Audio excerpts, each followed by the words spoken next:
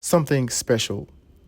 Christ showed that he was his Father's Son by doing good even to those who didn't believe in him. God makes his sun rise on the evil and the good and sends rain on the just and the unjust. Matthew 5:45.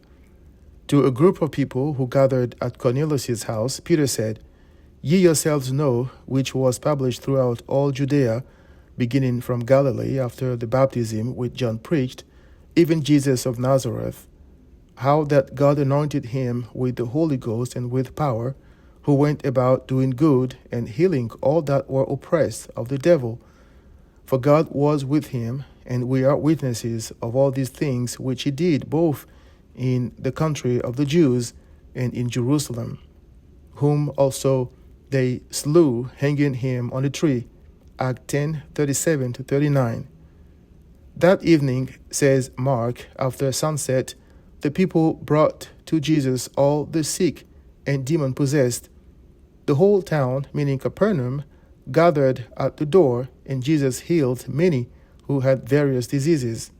He also drove out many demons, but he would not let the demons speak, because they knew who he was. Mark 1:32-34. I'm sure that just like the 10 lepers he healed, Luke 17:17-19, many of these people never believed in him nor came back to thank him. Christ knew their ungrateful heart, yet he healed them. They are mean and ungrateful, and yet Christ prospers them on earth, their world. I believe that by so doing, Christ is telling his friends for whom he died, see John 15:13, that he has something special prepared for them.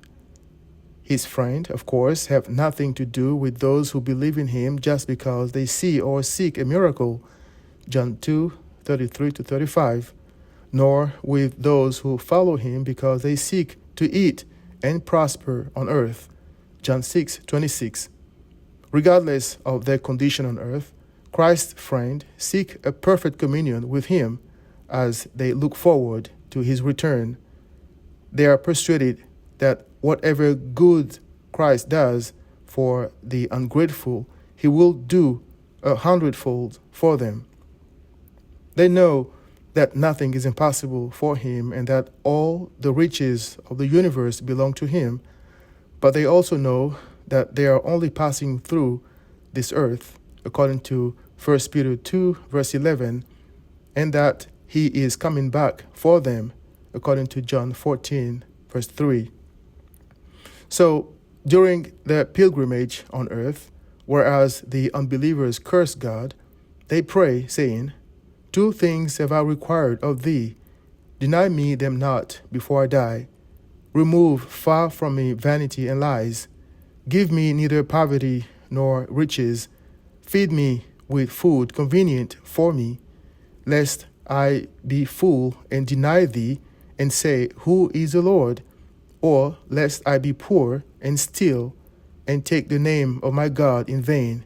Proverbs 30:7-9. If Christ feeds the mean and ungrateful, if he feeds beasts and birds in this world, according to Psalm 147:9, will he not do something really special for his sheep in their own world? Of course he will. Isn't God himself their portion, according to Lamentation 3:24, both now and forever? Therefore, come to Christ.